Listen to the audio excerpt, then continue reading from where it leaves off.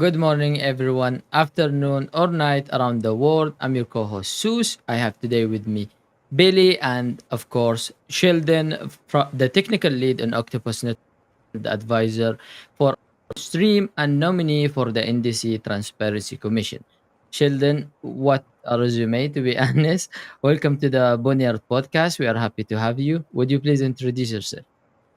Thanks so much for having me, guys. Yeah, I have changed my title multiple times at Octopus, so I go by Ecosystem Development Lead now, but it's okay. I've been doing the same thing the whole time. So, uh, really concise intro for me. I've got a little bit more than 10 years under my belt in traditional IT security roles. In one of those roles in 2013, I had to do some research about Bitcoin that someone maliciously put onto a customer's network. And although I had heard of Bitcoin before and touched it before, I hadn't really given it a chance until I did that investigation, and I've been hooked ever since. So I've been active in a bunch of ecosystems. I ran nodes back in the day when those were not proof of stake, and we were just turning up random little proof of work projects on our home computers. And after years of being a hobbyist and being a researcher in 2021, Octopus Network showed up in a group that I was in, a group called Crypto Malaysia on Facebook, and nobody understood what it was, and everyone was like, where's the DeFi, where's the big profits? And I was like, this is awesome. How do you guys not find this really interesting? And a month Yeah. later, I was joining the team. So I've been active in Near ecosystem ever since. I did hear about Near before that, and I thought it was an interesting concept, but I didn't know it was like a retail or sort of human user-friendly blockchain until that point. And yeah, I've been a big advocate ever since. So I've been hanging around for a while. That is awesome. Yes, I've heard. Welcome, Sheldon. Sorry. Good morning, everyone. Evening. Good night, wherever you're at. But I've seen you around the ecosystem quite a bit, and thank you for coming on so promptly while we dropped off on a guest. But I wanted to bring you on, you know, because you're just such a big brain, and every time I hear you speak, it feels like I learned something. So thanks for coming on, and I'm glad that you came on so quickly. And I just wanted to ask you a few questions about what you're doing, what you've been doing in Octopus and on Near and all that good stuff, and why are you running? So, kind of draw us into how you got started and brought in um, doing what you do. Like, you're a dev, right? You're a technical lead. Can you explain your position a little bit more? Because it's pretty broad. It's a little wide for us small brains to understand. So can you dive deeper into exactly what it is that you do with Octopus and how it runs into Near? Sure. So I want to be forward about this because I always try to be. I am not an author of code. I've been ripping apart JavaScript for years and years to help people with weird problems, and that leads me to usually label myself as a reverser, or someone who reads and tries to understand, reads and duplicates, reads stuff and then goes off and does some useful tech support or things like that. So in my role with Octopus, I'm basically helping multitask with developer relations. We're doing validator support, technical support for regular users. In some cases, kind of on like the business development partnership side, but it's really just kind of preparing those opportunities from a technical scoping perspective. So basically, I'm trying to be the technical front door to Octopus Network. We are a relatively small team. Majority of the team at Octopus is developers, and especially last year when we went to restructure the treasury, majority of the marketing team kind of dropped off, moved to ambassadorship, moved to advisory as I did. We were trying to make sure that we wouldn't hurt our runway, and we ended up extending it.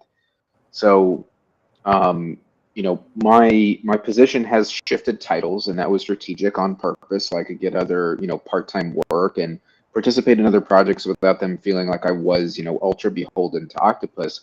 But I joined Octopus for a really like straightforward reason. It does have a lot to do with other ecosystems, not just Near, because the phrase Internet of Blockchains that came out of the Cosmos marketing years ago, that really got me thinking, how does the internet work today? Well, it doesn't have a bunch of little tiny islands where people aren't allowed to go.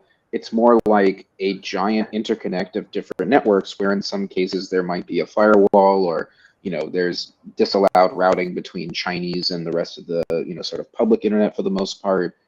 Like, there's a couple of those exceptions, but for the most part, it's already kind of converged. So when I saw that mentality coming out of Cosmos, I was interested. I saw a couple other projects like Polkadot and some other things doing interesting work that would, lead more to that kind of like macro convergence, where it isn't just like, oh, hey, we do the Bitcoin stuff on Bitcoin, we do the Ethereum stuff on Ethereum. I wanted to see more of this use appropriate infrastructure because number one, Ethereum is JavaScript based, which is application level language. It is not designed for infrastructure, and it's just based on computer science. It's not C, it's application level language. And also, Bitcoin is not going to be running smart contracts. So that leaves a really wide horizon for a bunch of other interesting products to show up in some cases with JavaScript, but in a lot of other cases with Rust components and Golang and other efficient languages that can be like the right place for cool distributed applications, decentralized applications, or just apps that have a different user model. So that's a really long way of describing it, I think. But because I'm so aligned with that, and also the research work that's been going on since years before they were called Octopus Network, I just have a really straightforward alignment with the team. We do have a sort of octopus type organization where we don't necessarily all agree all the time, but we are all really united on that simple concept of interoperability, on scaling things in a sensible way, on making applications that are going to that are going to last, that are worthwhile. So that's definitely my thing, is that I'm very aligned with Octopus. I've done all this other stuff in my past, but being an IT security engineer means that I'm going to always kind of have that hat. So that's part of how I fell into the Near Transparency Committee. I'm not going to name the individual, but someone did ask me to run. I wasn't sure about it because I know NDC, when I was kind of learning about it earlier this year, there was a lot of things that were still being worked out. And the more time I sat around, the more time I was thinking, okay, I'm hesitating a little bit, but I shouldn't be hesitating. I should be trying to help. So I decided that I should throw my hat in the ring. And as one of the first three folks who self-nominated for Transparency Committee, I kind of got pushed to the bottom of the UI. I don't mind that, but that was actually like perfect for me because I don't want to win a popularity contest. I want to be helpful, and if I'm going to win the elected seat, then I'll win on my merits and be helpful and do a job. But yeah, I think that the NDC structure is overall interesting. There is like some similar parallels in other ecosystems trying to just distribute the funding apparatus and get the community more involved in those things. So yeah, I think it's a really productive venture, and I owe my CEO a shout out for running for House of Merit, Louis Liu, because when I started mentioning Near NDC, I was like, hey, we should probably get involved in this. This is going to be important for the future of the ecosystem. We as a group started registering accounts, getting everything prepared. Of course, the majority of us already had Near accounts. When I say register accounts, I mean the SBT,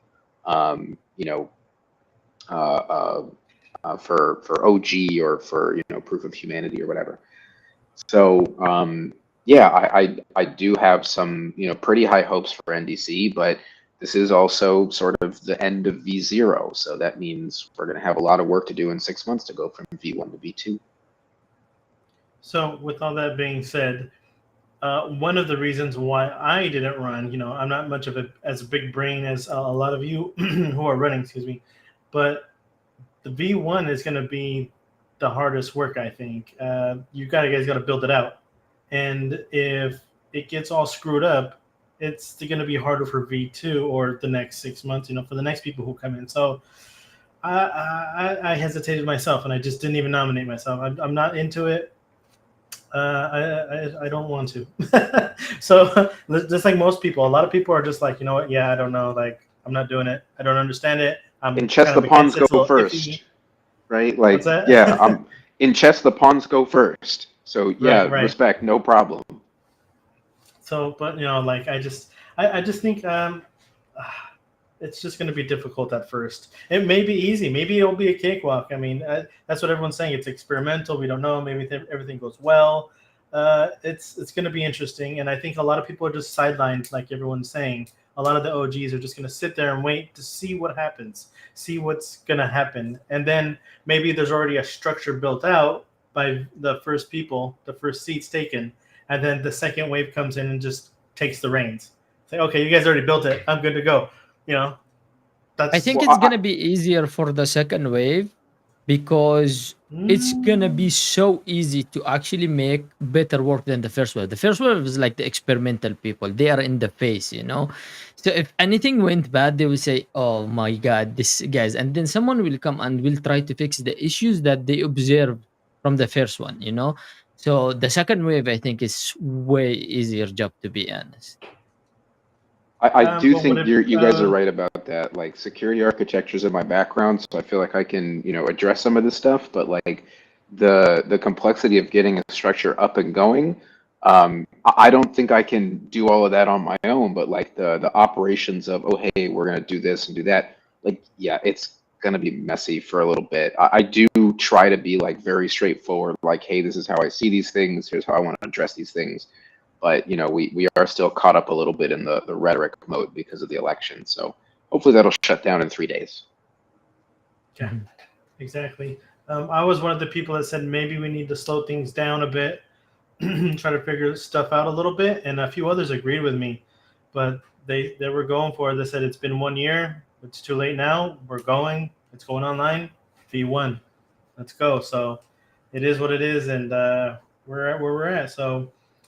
Um, so you explained pretty much why you started running, but is okay. I asked this to everyone who comes on. What is the good and the bad do you predict that will come out of this? V1. What's the worst case scenario? What's the best case scenario? What do you see coming? And a lot. Everyone says different things in their opinion. And feel free to hold back if you'd like. But a lot of people say, well, a lot of bad things can happen, and it's experimental, and it's okay to fail. So what do you think? The good and the bad. I V1. think this is more like a can't lose kind of moment. The worst case scenario is that a majority of people would just give up. Like honestly, that's how I feel about it. Is that if 4 out of 7 people in 2 houses, or 7 out of 15, I guess 8 out of 15 in HOM just fold and say, I'm tired of this. I'm not willing to have these weekly meetings or do this workload or give these comments. I think that's really the worst thing that could happen, and I have a hard time believing that would happen after people are pumping themselves and their ego all full of this, like, hi, I'm a crypto politician, I care, I want to be involved, I want to do good things. Okay, well then no, it's bedtime now. Like I don't really see that happening. I think that is the worst case though, because that would require the triggering of snap elections in order to get people to replace those entire houses, in a group. And that means that while that house is non-functional, whatever that responsible workload is, whether it's transparency committee accepting whistleblower requests or a COA trying to help out HOM while they're doing stuff, having a leg of the system offline, like that's really harmful. But the worst case scenario is having 2 legs offline, because then you don't have NDC anymore. You just have this sort of like floating head without a body. So I think that's really unlikely because of how people have been sort of like socially investing in themselves through this election. Yeah. But also, you never know. That's the one of the first things that we do want to be talking about, besides the grant requests and the whistleblower requests, is what's the structure of the next election going to be like. Personally, I'm pushing for non-KYC, privacy-friendly hashing of the face and voice, so that you don't have to give up your identity in order to vote. You just have to make sure that you, as a humanoid, can't vote twice. Like I'm much more interested in things like that as the sort of like ongoing back burner items. We'll still have the regular stuff to do. Talk about best case scenario though. Um, Best case scenario is probably that we cover 85 to 95% of recurring operations with some sort of structure. I've been pushing for that stuff to be built of on-chain tooling for people, if they're going to get into a party, to do an AstroDAO and try to run proposals and put notes on chain, or at least put links to Google Docs so you can show that there was a document here at some point. Um, I think there is a decent possibility for people setting up structure that is not defined by the NDC, because NDC charter and all this other information about what we're supposed to be doing, a lot of it is very, and then do the thing, which means there isn't the, sort of subscription and prescription of, okay, you're going to meet once daily to discuss these tasks, or, here's the triage because someone submitted a whistleblower request over $1 million in impact. Like these kinds of processes that define how it will actually, demand on someone who's being paid this money to be in this organization, that stuff isn't written yet. So I think that's my sort of highest hope, is that we would define those things really clearly so that when oh, hey, I'm running for election 6 months from now, you know exactly what you're getting into. You know that, Sheldon's been on call for 6 months dealing with these whistleblower things or whatever craziness comes about. So I think it really is just the operational detail, and that is what I criticize NDC for lacking when I first heard about the concept a little over a year ago. I guess a year ago-ish, maybe 11 months, 10 months. Yeah, I think it was October, something like that, right? Yeah. But that leads me to want to ask you, so you would say, based on your background and what you've done in the past, you would say that's why you chose the TC, the Transparency Commission? Ultimately, yeah. The idea of COA and HOM to me, it feels more entrepreneurial.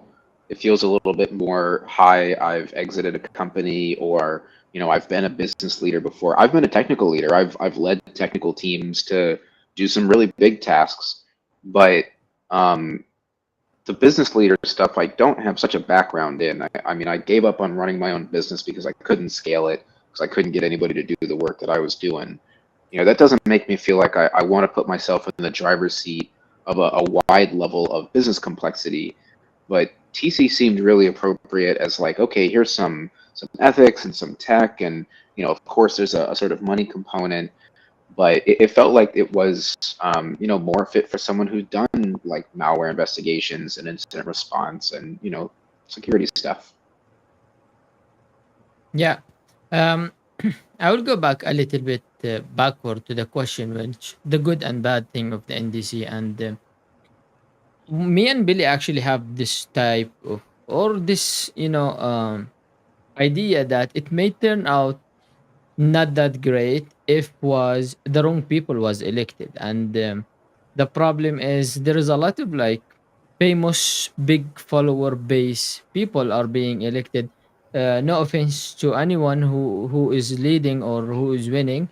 I'm just generalizing, there is a lot of like a high follower base, but they don't really understand the near ecosystem itself. They don't have a base knowledge on what is near, And I think Billy said also, AVB said there is people who are running for the money, for the salary, and there's people who don't need the money, but they are great, they are devs, but they are not running, And seeing, like, for example, one from Aurora community, for example, they are huge, and maybe one of them got elected, but he doesn't really know much in their ecosystem, or his contribution was not like others. Like me, I'm looking at like Jared, I'm looking at Joe, for example, I'm looking at other people, Odin, for example. These people like have experience, they did things, and you can see a lot of big names is not winning there yet. I mean, by all means, it's not yet done, but it's still like you can see them struggling to get into the leaderboard. And make you think, was the voting system correct? Was the OG selection, the way it was giving to people, was the right way? Because if we have bunch of people who doesn't understand anything, then it's gonna turn out really, really bad. What's your take on this? So I've said this in private, but especially if we're on like, an intimate discussion like this, I feel comfortable saying this publicly. I don't want to win a popularity contest. I think Mhm. that that's kind of normal for modern democracies where there isn't a level playing field. And the majority of the time, there's just not. I could go off on a really long tangent about examples in American corruption and all this stuff. But the truth is, when you have an equitable election where people are actually, sort of individually supported, there's pre-allocated debates, there's, specific tools, maybe there's ad dollars of 200 per person assigned. I don't know. When you have a, intentionally level playing field, you get away from the popularity contest a little bit.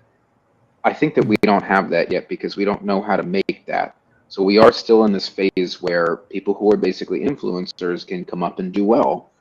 And there are a few influencer types in your ecosystem who've done some real things and, who are probably good to be on these committees. But at the same time, one of the reasons I have not looked at the leaderboard is because I'm ready to lose.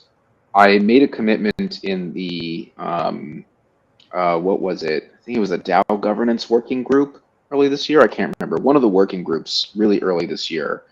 I said, look, if somebody wants to send me an anonymous request on chat.me and they're willing to give me data so that I can represent their concern, I'll happily be their shield. I support privacy. Dealing with anonymous actors is always difficult. But if someone wants to bring me information that I can verify from a third party, like let's say on-chain data or legal registration that's in a government database somewhere, like I'm willing to carry that stuff forward. By the same token, the stuff that I'm already doing to go tag people and say, hey, you're not verified, your vote's not actually going to be counted, hey, there's this thing going on, et cetera, et cetera. I'm not going to stop doing that stuff. So I know that there's a good chance that if I don't get elected this round, I would probably try again and get elected next round, and I'd probably have an easier time. But at the same time, I wouldn't have as much influence on those initial, structures, strategies, operations stuff. So I'm hopeful, but at the same time, I do recognize that we're in a popularity contest. And I think that's true of the majority of elections that are sort of, inherently imbalanced. And I think the EIC has been moderately honest that that is what's happening, as, some NDC folks are running, right? For office. But I think that the answer isn't to try to hyper control the situation. It is to sort of accept V1 as the experimental mode. So I'm okay with it, but I do think that we need a lot of maturity for V2. The idea that we'll just kind of like start preparing for V2 a couple months before the election is crazy. It needs to be an ongoing discussion. Like carve out 10 minutes per Zoom meeting per week minimum to cover some of the details that we want to set in stone. Yeah, well, I mean, sorry, Billy.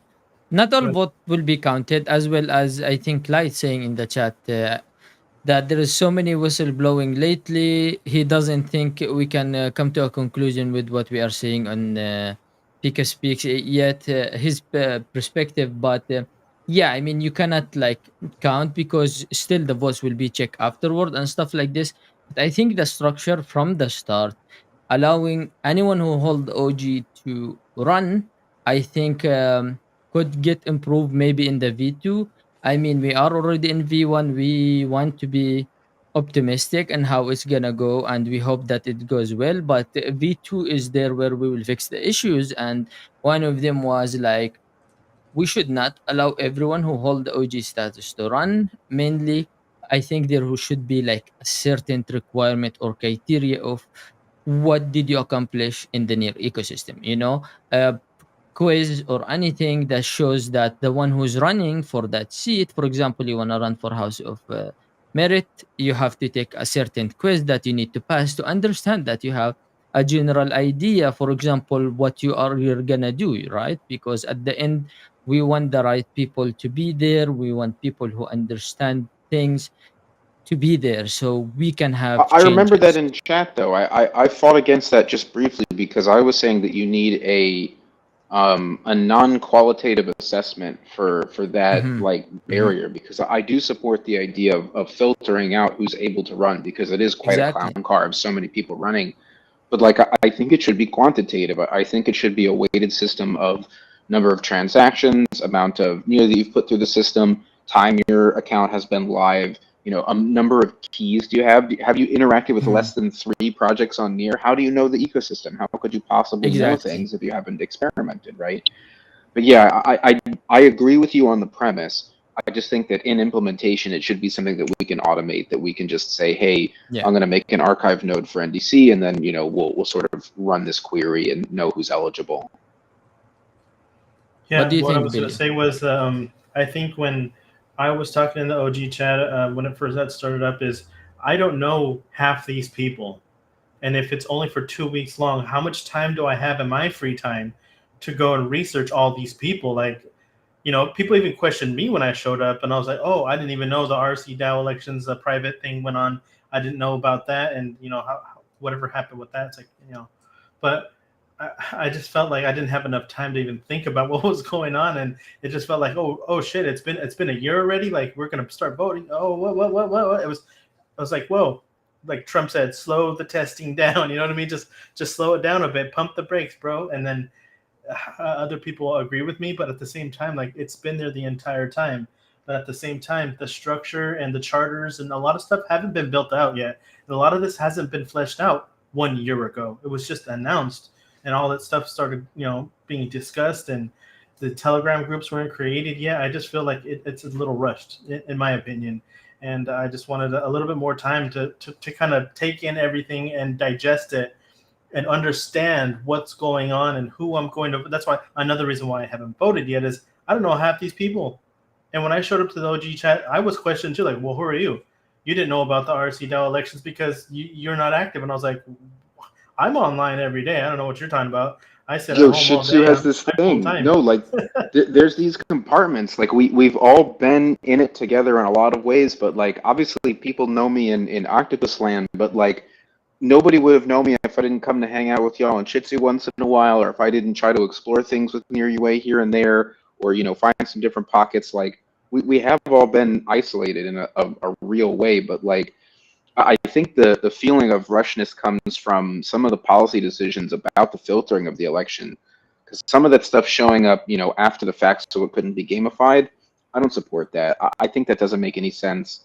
I think if you have good anti-gamification, then you have a contingency, and you know that it's not 100% perfect, but you know that your filter is going to catch the majority of what you want to catch. Like I Exactly. think that feeling of sort of like, oh, here we go. A lot of it was not knowing who's going to be able to vote. It was knowing that the only people who would be able to run were the people who had this SBT, which, by the way, is based on giving your personal identifying information to a what is it? A Polish office? I can't remember. It's some EU supporter because it's GDPR that's protecting your personal information when you go to register for the Mhm. SBT, right? Like that stuff happened really fast. That stuff happened in less than 2 months. The parameters around those items were really, some of them were secret until it was too late, kind of things. I don't like that. I did criticize that in the OG chat a little bit, but I was already running when a lot of those things came to pass, and I was like, okay, well, it's B0, I guess. We're writing it off. Let's keep going. Like the sort of momentum of, okay, this actually has been pending for a year. Like there were a lot of critical components that were set up, the trust and the infrastructure to be able to actually pay out community grants and stuff like that. Like I'm happy for that. But yeah, I am definitely feeling the weight of being the pawn that goes first. It's part of the reason why I'm hoping I win, because I don't necessarily need the fame, but I do really want to see Near succeed as an ecosystem. And I think that means that we need to really back off the rhetoric and start talking about, like, very mechanically, hey, this is what we're doing. Yeah. Yeah, I agree. To be honest, I think I agree it was a bit rushed. I think the whole education and all the content creator like us and all the things that's happening while we are on the election right now should happen way before even the election started. And this phase, the education phase, is what we needed from the start, not what we are at now. But again, it is what it is, already happened. So I think this V1 is gonna be a bumpy ride, to be honest. Because it's just the first. But I think the second one is gonna be like the best one, and we can see like a huge improvement, just because we're gonna learn from the mistake that we did from the first time. So as well, the community will be more educated to what is actually in DC. But let me share screen real quick here, and I'm gonna show real quick on the voting system. Oh, I not do the have a lot. leaderboard. I haven't seen it yet. No, Okay. no, no, no leaderboard. I'm not gonna do it. But mainly, I want to talk is about this one, which is we have 16%, 16.7% of the total people who verified as I am a human casted their vote. We will see this number for sure Oh, going 500 up. votes. Yeah, that is 500 votes out of 3086. Usually, this number going up, I think, in the last day or two. But I know that the NDC said they are aiming for high 500 vote, and that's what they consider a good run, But statistically talking, do we really consider a 16% point seven or a 500 out of the 3,086 people is a good thing? Because I think the total OGs right now is like 250, 280, something like this. So half of them is already OGs, and we know they are active, and the other half is only a community, and you are talking about 250 people of the community, only roughly 300, maybe. I'm not saying correct numbers, but basically roughly we are saying. So I really hope, when we are going to like election, that we can see this one even up a bit with the total people who minted the I am a human. Again, we are not criticizing, guys. We are just, to in order to improve, you have to talk about things, in order for us to fix the problem, we have to determine what is the problem. And I know a lot of people will say like, oh, you guys need to chill out, or you guys need to do like this, or you guys need to do like that, and wait for the things and like stuff like this, and you don't need to make a big a big noise about it. But how we expect us to improve it if we don't talk about it? You can't just let it pass and not talk about it. So I don't agree with this. At the end, each one of us have their own perspective on it. Each one of our respective perspective kind of, think that is the right one. But yeah, let's wait and see. I'm excited to see what's gonna happen, to be I honest. mean, And yeah. sorry, there's one significant challenge I would make, like conceptually, to a lot of the design, the expectations, things like that. Mhm. I feel like the standards were borrowed from a broken American democracy. Like in the US, 50% of people don't vote. Another 15% of people, majority of the time, don't vote, rarely vote. And then it's usually between 25 and 33% that are, like party voters, absolutists, kind of Mhm. like swooning in the culture of their more conservatism or more liberal lifestyle. Like that is who's deciding the elections in the United States. I think that was accidentally a framework or a rubric that was kind of applied in this situation. And I Mhm. don't think that was intended. I think that that sort of describes some of the sort of like, being willing to accept a non-quorum, very low amount, because 30% of a voting populace making the decision where 60% is deciding not to vote, it feels wrong. It feels like it's not, having the intended effect of, collecting a poll and then making a decision. But also, I think we're not going to get to that place where we get remotely close to 50% participation until the complexity goes down. And that doesn't mean explaining Yeah. more of it. That means when we move into V2, we're going to have to streamline the heck out of this, not just, hey, list the rules and then talk about them and try to make it easier for folks. It's more like, okay, you're going to make a ballot. It'll have all the names of the people that you're looking for on it, or, here's one UI that has all of the names. Here's the columns. You can scroll through and click the, 15 or 7 different people that you want. Like I can think of how I would do this in a perfect world where we had more time and resources. And yeah, UX is a part of it because that's how this translates in Yeah. this, this context. But like, I think the streamlining of the election itself will help. At the same time, yeah, I think we accidentally kind of stumbled and fell into the condition where we're like, okay, we know that a lot of people are gonna participate and then either not execute, forget, hold off. I wouldn't be surprised if I saw an extension of the deadline because I think a lot of people are hesitating. At least two other talks that I've been in about NDC, people are saying, hey, I didn't realize my vote was going to be public information on chain. I don't want people to follow me and then vote what I'm voting because I'm voting. So I'm going to wait till the end. So I do think we're going to, kind of see it increase. But Yeah. anyway, I'm babbling too much. We can get on to some other stuff. Yeah. I think the same thing. Everyone's waiting, or a lot of people are waiting. I think it's, another thing. Like I said earlier, I don't have enough information to vote. I know most of it because I was going through it, and I was just selecting, just to kind of like uh, see just how many votes I have or that I want to use right away. Otherwise, I would have voted by now. But I still have some votes left over like I said, I don't know these people. I don't know who they are. I've never heard of them. So I need to look into some more nominees before I can cast all my votes before I throw them away. I'd rather use them. But like I said, I think it's House of Merit because there's so many seats. I think I need to do a little bit more research on who's running before I cast my votes because the Transparency Commission and the Council of Advisors, there's only 7 seats. And I'm kind of torn where there's so many good people I want to vote for, but I don't have enough votes. But the House of Merit is where, like, I think I wanted to use like 12 or 13 of them.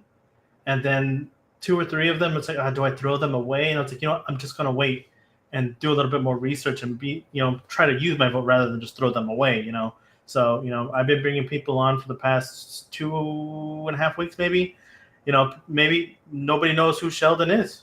And, we'll have this live and we don't get amazing views, but, we're trying to shoot for the triple digits. And then I make some short form content later and hopefully we'll get you some votes, If anyone's watching or watches later, you look into that top left corner of the screen. You can scan that and vote for Sheldon. But I kind of wanted to bring this back a little bit before we keep going into the NDC and elections and yada, yada, yada. We're talking about it all month long. Let's pull the reins back a little bit. And I wanted to ask you, we'll play a little game real quick, which I play with everybody that comes on. It's called Pump, Dump, and Hodl. Who are you pumping? Who are you dumping? And who are you hodling? Could be any chain you wish to talk about right now. Market conditions aren't the greatest. And a lot of people are dumping these days. Some people are investing thinking, you know what, they're going to come back as soon as the next cycle comes around and I'm going to 10 times my money. And, it's interesting to see right now to see what people say. Some people say, I'm not doing anything. Some people are saying, I'm happy to dump this. Some people are saying they're investing. So pump, dump, and hodl, any chain. We're talking about NFTs here. Go. I see one. Who are you pumping? Who are you dumping? And who are you hodling? I'm a little bit tempted to dump my Mara NFT because I feel like that kind of hasn't lingered in the interesting way that I thought it would. I still have it. I've never used it as a PFP. I thought it was cool because I like Rorschach and stuff like that. But I have not dumped it. I'm trying to think what assets I've sold recently because I'm a pretty rare seller and also a pretty rare buyer.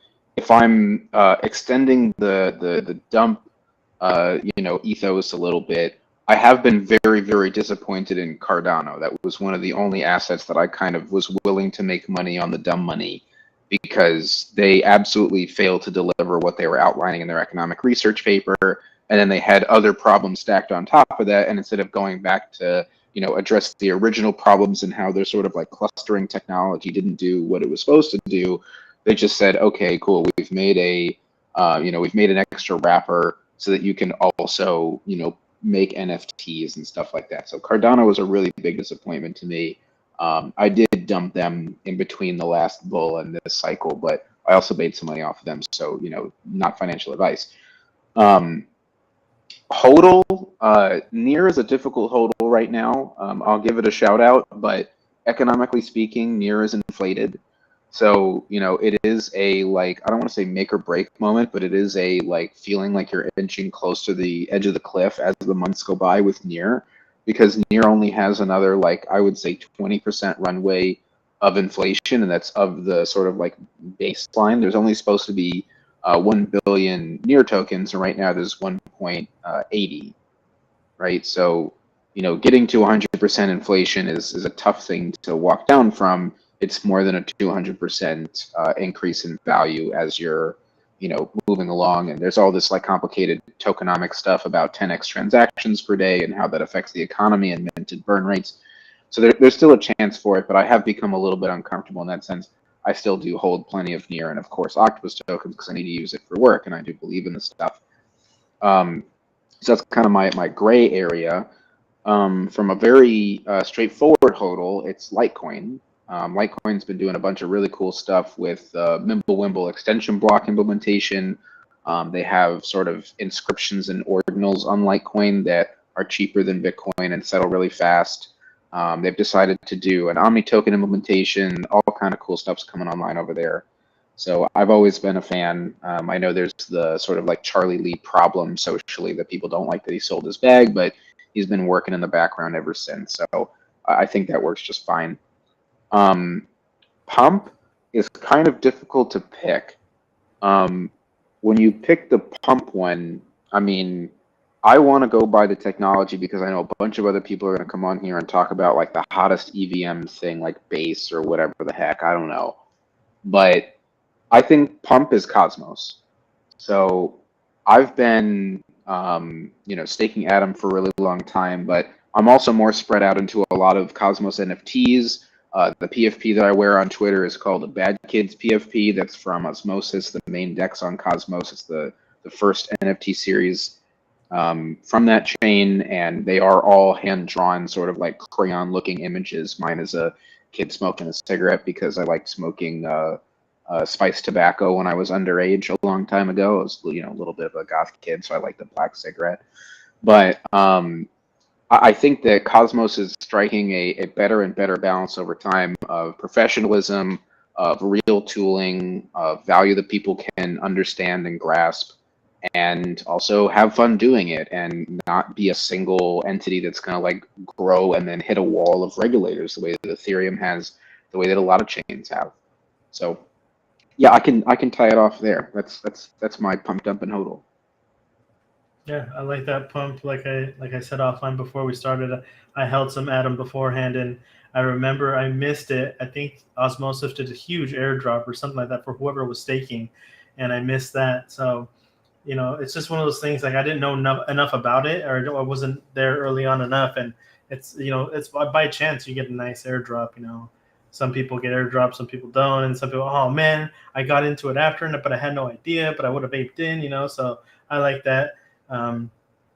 Cosmos is doing big things, and maybe you know a little about this, or a little more about this than I do, but couldn't somehow the boss or an EVM sort of like connect Cosmos to Near? Does that make any sense to you? Is that a valid question? I'm not much of a tech nerd when it comes to like crypto, so maybe you can explain that somehow. You're good. So what you're looking for from Boss is an application blockchain interface. There's only a couple of these written so far, but that's what lets a Ethereum contract and a user interface really like gel together. The functions line up. You kind of know what's going to plug into what, stuff like that. So that actually isn't a super great fit for Cosmos. When I think about how Boss would be applied for Cosmos, it would be a pretty heavy lift economically from a liability standpoint. It's sort of tough to say, okay, well, we want to use this decentralized tooling, but it's based on the gas of another L1 chain. We're going to need to, divert part of the token economy and kind of dedicate that to operating the front end and stuff like that. There's a lot of reasons why it's not a great match, but also the workload's moderately high. And you're right that EVM is one of the main places where it would be compatible up front.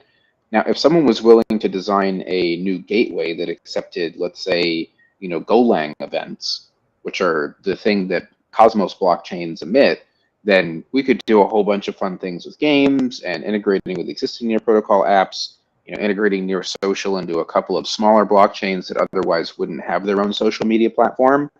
And yeah, I think there is some value there, but it hasn't sort of like met the risk reward tipping point for it to make sense. I will say that that's going to get closer in the near future. There's a handful of things coming online, including the recent Octopus work that I'll talk about in a second. But composable finance making some heavy steps forward. Electron Labs bridge coming online near an Ethereum. Like there's a bunch of things that are making this gel of EVM ish applications, whether that's sort of, full functionality Ethereum or, minimized implementation like Evmos or Ethermint, that delta of, okay, we do want to use or combine an EVM application with something else. It's getting there because more of the things that you need at an infrastructure layer are gradually coming together over time. The Near IBC solution that Octopus has been working on for most of this year, it just came out of its first audit today. So that's pretty cool. I'm really excited for that. It's not perfect. It still needs some love, but it is enough to start getting some chains to be considering, okay, cool. I don't just have to connect to the hub for money. I can also connect to another layer one, like Near Protocol. On the composable side, that's linking Polkadot and Cosmos, which both have their own sort of like financial benefits, financial strains, technologic benefits, technologic strains. So getting closer to this soup where all of us can exchange assets with each other and have easier time integrating each other, because you can actually do something on chain that will say, okay, if this wallet goes below this number of assets, then I'm going to automatically top it back up, and that'll be used to pay for the front end. Things like that have to make more sense over time to be more worthwhile than traditional tooling. And we're inching closer to that. But another way that we're inching closer to that is the IBC roadmap that was published by the Interchain Foundation. I think it was a week ago now. Octopus has mentioned in that twice. Some of our friends and cohorts are also mentioned in that. Shout out to Union and Composable and a bunch of other folks who are working hard on stuff like this. But in the same way that Polkadot has gotten a lot more patient with, Polkadot type chains that are not sort of joining their little, scarcity based hub ecosystem, which is no longer scarcity based, there's this graduation of, okay, we don't need to try to fight over the same market share and just absolutely grip the hell out of the small money that's around. We do need to take the risk and connect with each other and make sure that we can get money in and out from each other. Even if that means that money leaves us now, we'll have an easier time re-onboarding those people later, campaigning to new users, doing things like airdrops. Like, there is a very, very, very strong wave rising of people who align from a technical perspective on the capacities that are necessary, the tooling that's necessary to get these kinds of applications up and going. So to come back to your original question about Boss and let's say Cosmos, or just we can use any other ecosystem as an example, the idea that you would allocate part of your treasury to Near and then use it for a certain purpose, like say running the front end, it's really hard to justify when you're going through a centralized exchange. When you're going through a decentralized exchange and you have a way to move these assets cross-chain, especially when that's not, a centralized one, like XLR is cool, but they are the controlling party. When you see that opportunity to say, okay, I do want to consider using tooling in another ecosystem because I can measure my liability, because I can plan my costs, that's the kind of stuff that makes Web3 resilient enough to actually onboard another couple million people or more. The smaller improvements that are application level or that really bring on the user base, like, they're real too. UX is important too. But I'm an infrastructure guy, and I don't think that UX gets there until the underlying capabilities really become possible in a way that makes it worthwhile. So I think that is extending more and more, and that means that Boss will have more opportunities to campaign to, capable partners. But it is still really early for Boss, just as a concept. Yeah, super early. I'm interested to see where it all goes, and they've developed it pretty, well this past year. When it first, Near Social came online and stuff, I was like, man, this sucks. No, nobody wants to watch it or look at it. A lot of people are just saying, yeah, it's for devs. It's you don't want to use it, but now it's turned out pretty good, and they're starting to connect a lot of stuff to the Boss, and it's slowly getting there, and components will be added later on. But to move away from that some more, I kind of wanted to ask you, we talked about a lot of stuff and what you're excited about, but let's just say the next 12 months. What are you most excited about in the next 12 months? What do you see? Or let's just say a next cycle's coming There's a bull run. What are you excited about? I mean, honestly, I I don't make as much money as I could in crypto. I have been around for many years, and I did not ape and degen and market make and do the stuff that I probably should have done to make money and be a little more comfortable. But I wanted to follow the tech because that's why I'm here. Is that's what drew me to all of this. Is that new capacity and capability is really interesting. So to answer your question directly, IBC is what I'm looking at in the next 12 months.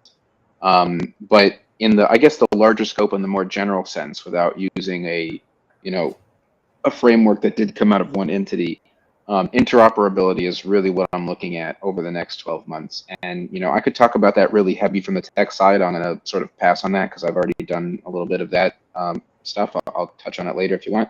But from a business perspective, it is starting to get a lot less tribal. People are willing to come check out. Oh, I heard Near might be cool. Let me give it a try. Oh, hey, I'll give you one Near. Go get your name. Trade 10 cents on ref finance because the gas costs less than a penny. Go for it. Like these are silly things, but also these things weren't popular a year ago, 2 years ago. I'm sorry, possible a year ago, 2 years ago. If someone was really active on Ethereum DeFi and making money, the idea that you would give them, $2 to $10 worth of gas and ask them to go try out something new, they just wouldn't do it. They were hanging out near the liquidity. They were looking to make money. The profit incentive was really front and center. People were excited about profitability. Now that that sort of gold rush and hilarious excitement has wound down, which, by the way, majority of people who participate in the gold rush should not make a bunch of money, right? Same thing. I think people are more open to the wild west that we're now settling. Like I think that's really great. Easy example. I touched on it a few moments ago. Polkadot is eliminating its auctions. Polkadot had a scarcity-based ecosystem saying, "Hey, computationally, this master chain, the relay chain, can only support so many other peers or connecting chains to be able to use its interoperability protocols and its sort of centralized governance network and stuff like that." And it's not like centralized but decentralized. Anyway, long story short, bottom line, they're moving away from some of what made them really tribal, what made them kind of a closed ecosystem, what made them hard to partner with. And Asynchronous Rob, or one of the founders of Polkadot, made a presentation at a Cosmos event, ETH Denver, this year in February, saying, "Hey, look, we're looking at this concept called ephemeral blocks. We want to sell you block space on our chain, and you don't have to do all these hyper crazy integrations. You don't have to become a parachain. You don't have to drink the Kool-Aid. Just let us know that you find some value in this structure. And what we're thinking about is that we're going to sell you an amount of block space, which you'll have to pay for in gas, but you can have that block space without prerequisites, without indefinitely being responsible for cost, without really committing to the ecosystem." That's a really interesting value proposition. That's a lot more like what people buy out of cloud services right now. Hey, I need some resources for a little while, and then I'm going to turn it off.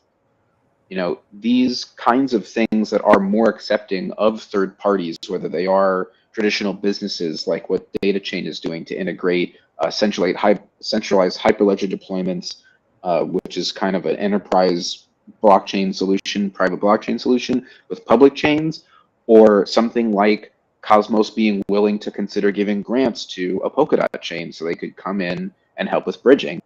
Like, these things were wildly unreasonable 2 years ago. There's still some friction right now, but I think in the next 6 to 12 months, we're really going to see the tail end of that, because people are tired of being short on capacity, of hitting some technological walls, and then coming up to the squeaking point of, okay, the technology versus the market. Well, which of these two things can we really nudge in the right direction? Well, the tech is a little bit more doable. The market will come when you have more capacity to do interesting things.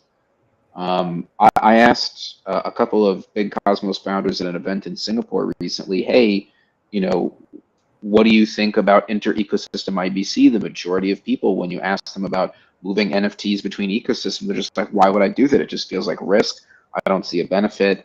their answer was pretty straightforward. Is like we need the application level niceties. We need to be able to do cool and fun things on top that when you move your NFT to a new ecosystem, it changes its hat, or has a new label listed on it, or you get an attribute because you went into the wild blue. Like, these kinds of things were not just unpopular but impossible 2 years ago. Now their popularity is gradually creeping up, but the feasibility is right here. So the feasibility for interoperability and business use cases that actually apply within that scope of multiple ecosystems being willing to lose some money and make some money with each other's sort of shared audience and new audience, like, that's a really long way for me to answer your question, but that's how I feel about it. No, take it away. But I do see a lot of chains working together a little bit more recently with partnerships and stuff like that. The most recent one I can think of right now, where you wouldn't think that they would, have some sort of partnership, was, I think it's Polygon Gaming and Magic Eden. It's like, well, now, yes, now it does, because Polygon is now on Magic Eden. But before, like, you would never think that would be a thing, where it's like, okay, Polygon, gaming, or Avalanche Gaming, and then Magic Eden, like, they're kind of competitors in a sense, but then they come together, and now you see Polygon on Magic Eden, and then now they're teaming up with working together to push gaming. And they even, I think, announced recently they allocated like $1 million to push gaming, and to have like tournaments, and to have they've had Magic Eden Gaming for a while, like a little tab. If you go to Magic Eden, you can see like a little subsection where it's strictly gaming, and that's grown since. I've noticed it a year and a half ago. There's probably only like 5 to 10 games now. If you look at it, there's like 30, and so them coming together, integrating Bitcoin, Polygon. Who else do they got there? Ethereum. They got, Magic Eden is kind of like growing out, and the different chains are working together in this marketplace. And I can't really think of many more that are kind of Polygon and Near. Polygon's on Boss. I got to give a shout out for that one. There was a pretty popular play to earn game that migrated to Ronin, the Axie Infinity chain, last week, I think. Like, there is a bunch of these weird alliances that are showing up, and yeah, they're exactly what we need. Exactly. If they work together, it's everyone's fighting for the same people. I think there's not many people utilizing the chain, and if we're working together with other chains, not being so much of maxis, I think more and more people are saying, "Hey, what's this?" I think it's when people get used to using one chain, and they're kind of maxis. But after a while, it's just like, okay, I'm done here. Like, where else? What else can I do? And everyone, exactly. Your eyes open, because I kind of came over for gaming, mainly, say, hey, play to earn bubble, I can earn $10-20. I've been playing video games my entire life. Why not? So, when you Google it, the first thing you get funneled into is ETH. It's just popular. It was the most popular, and it probably still is the most popular for NFTs, right? So, I got, and I went deeper in the rabbit hole, and I found Solana, Polygon, Avalanche, Near, and I think this was early 2022. And I've been here ever since. I love it. It's, it was really degen to go anywhere else. You get kicked out for saying certain stuff. Hey, you didn't read the rules. And I was like, hey, man, I'm new here, but you didn't have a chance to explain yourself because you were already banned. So, when I came to Near, everyone, was a close, tight-knit community, and that's what everyone loved.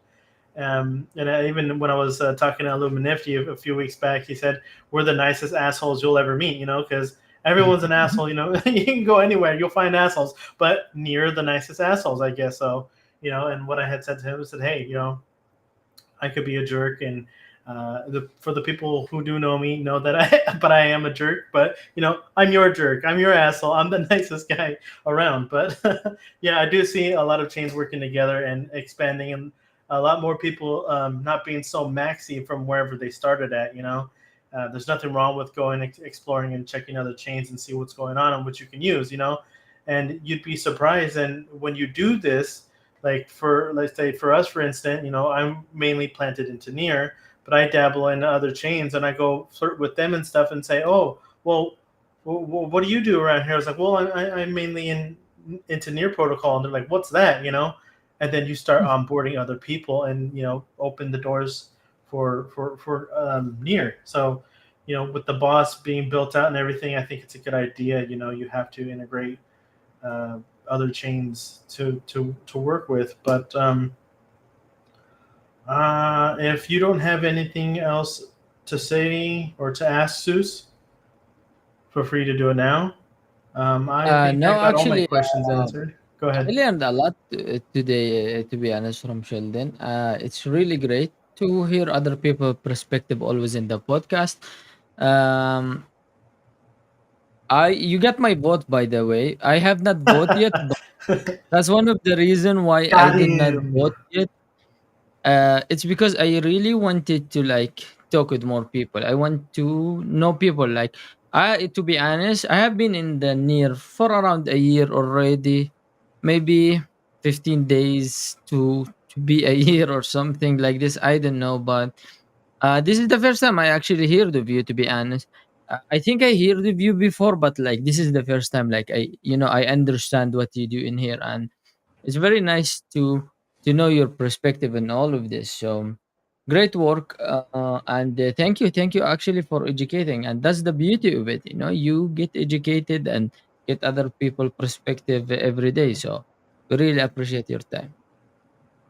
Yeah, thank you so much, Suze. I appreciate you saying that, even if I don't earn your vote. But I am I'm trying to be active because, like, I guess that's my closing statement on all this at this point is like, in my wider scope of interoperability and macroeconomics and all this stuff that, are kind of like larger than one man can really address. My drop in the bucket is trying to be straightforward that I want us to get into on-chain tooling, define what off-chain transparency looks like, and get these processes structured up for V2. So, maybe you guys can join in next round and feel a bit more comfortable, or maybe I'll just sleep a little more next time if I'm going to run again. But I am I am grateful that there are some people who really do give a shit. And excuse me if I'm not supposed to curse on the pod, Yeah, but like, Good. there is no filter. okay, You can say whatever. that's my default is like a little PG-ish these days when I'm not sure. But I'm the same. No, Trust we me, don't give a man. fuck. okay, Me in the podcast, and even without the podcast, like when Billy is streaming his games, I will be like screaming, shouting, swearing, like It gets yeah, sweaty. it's fine. because Yeah, you take it care, away. man. Yeah, Yeah, like my regular sort of like impassioned speech does involve some swearing. So, yeah, I appreciate that, but my gut feeling and main point is just, if we can acknowledge that the popularity contest paradigm is real, then we can say, okay, this is happening. We still have shit to do. That's yeah, that's the most I could say and do is like, okay, it is what it is. We're already, it's too late to turn back now. Just try to dig into the trench a little bit better. Yeah, exactly. It's always, when you responded to coming on, I was just like, hell yeah! Like every time I listen to you on Spaces, like I actually listen because some people will just tune in to say, maybe it'll be interesting, or maybe they're working, they're listening to it on the side or something. But when you're speaking, I'm just like, I want to hear what you have to say because everything you say, like I said, is kind of big brain. Like I learned something. Like Sue said, when I'm just listening to whatever you're talking about, it's like I'm learning. And there's some of the questions I asked you today. I'm literally asking because I want to know because I don't know. So I love when people I would call smarter than me or know more than me come on is because I can ask them. And it's the reason why I started doing this because back in February it was just Twitter Spaces, and the reasoning behind that is I can ask the devs or KOLs or whoever's coming on whatever I wanted because I could raise my hand and not get a word in, and it sucked. So I think a good idea for me is that to do this and if ask from a community standpoint rather than I see a lot of founders or influencers and stuff like that coming on. I'm just a regular guy. I'm just coming on here asking questions that I want to know, and even giving the spotlight to people who are not given the spotlight to. There's a few people I say, hey, come on, I'll give you the spotlight. I don't care. It's not a popularity contest like you're saying. I don't like those things. The same thing like with governance. I'm raised. I'm kind of against it. You know what I mean? But I do want to help out at the same time. So I'm still here. We're doing what we're doing. We're putting our 2 cents in. So. But even if it's yes, just so discussion anyway, and challenge, no, it's really important. Yeah. Sorry, go ahead, Billy. yeah, it's a here and there, it's whatever. But we are coming up. We are past the hour now. But I did quickly want to share, really quick. Let's get you in the middle there.